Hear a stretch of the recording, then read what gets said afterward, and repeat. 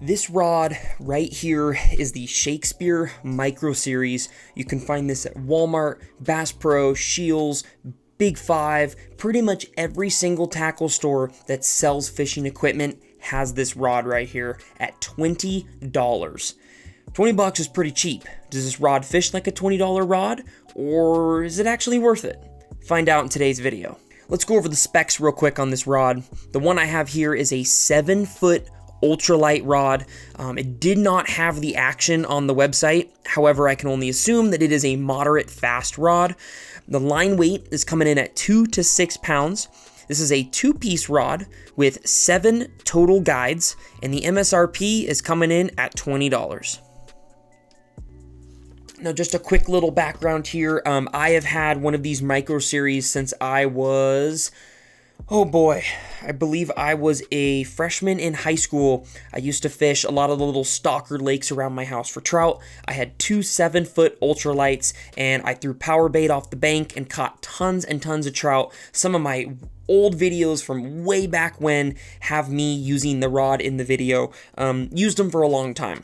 Now, as for versatility goes, this is pretty much going to be a trout and panfish rod. It is an ultralight rod. That's pretty much all they have on the website. The Micro Series are all ultralights, so this is going to be crappie, bluegill, sunfish, trout, applications like that where you need an ultralight rod. Looking on Scheels' website right now, they have a 4'6" ultralight, a 5-foot ultralight, a 5'6" light, and a 7-foot light available. But I know they have a couple other sizes because this one right here is a 7-foot ultralight. So there's a couple other sizes, but for pretty much anything trout and panfish, they got really good size, really good lengths and really good powers on them.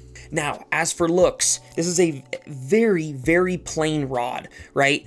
It's $20. I wouldn't expect a super fancy rod at that price. The guides, the full cork, there's nothing really special about this rod. Although I will say, I do love my full cork rods. Those of you that know me know I hate split grips. I also don't like the EVA foam most of the time. So a full cork handle is the way to go in my opinion, and this does have a full cork, which I really like. Now, as for durability, I did break one of these rods back when I was younger, but it was on the back of a truck, right? So it was a truck bed. So I don't blame the rod for that. Pretty much any rod's breaking if a truck bed slams it in the back. Maybe an ugly stick comes out okay, but pretty much everything else is broke, so I don't blame it on that. It is an ultralight, so you're obviously going to have to take a little better care of it than you would, something else, right? A 7-foot medium heavy, or like I said, an ugly stick. But as for durability, I didn't have anything go wrong like the manufacturer's fault. I never had any problems along those lines. It was user error. Obviously, it is made by Shakespeare, so they're known for making pretty durable stuff. So my guess is this could take quite a beating before it would break. Now, as for feel, for $20, I cannot believe how good this rod feels for $20. Like I said before, it has that full cork handle. It's really comfy to hold all day.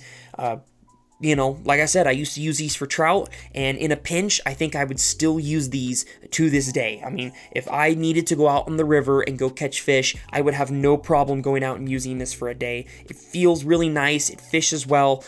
I really like this rod for $20. It feels really good in my hand, and it pairs up nice with like a little small 1,000 sized reel on there. Now, as for casting goes, I used to throw like 1/4 ounce to 1/8 ounce little barrel weights with a power bait rig, your typical bank fishing stuff. I haven't thrown really small jigs and things with this. I'm thinking it's going to cast them okay, but there's probably much better rods that are going to cast some of those a little farther. If you do have a reel with some good line on it, I think that is going to help. But for anyone wanting to use these as like bank rods to throw out a worm, or spinners or something with a little more weight to it, this is going to be awesome. It's going to be exactly what you need. Now let's talk about price real quick here. Whoa, $20 for this rod. That is crazy. For $20, there is not a trout rod on the market, in my opinion, that could compete with this.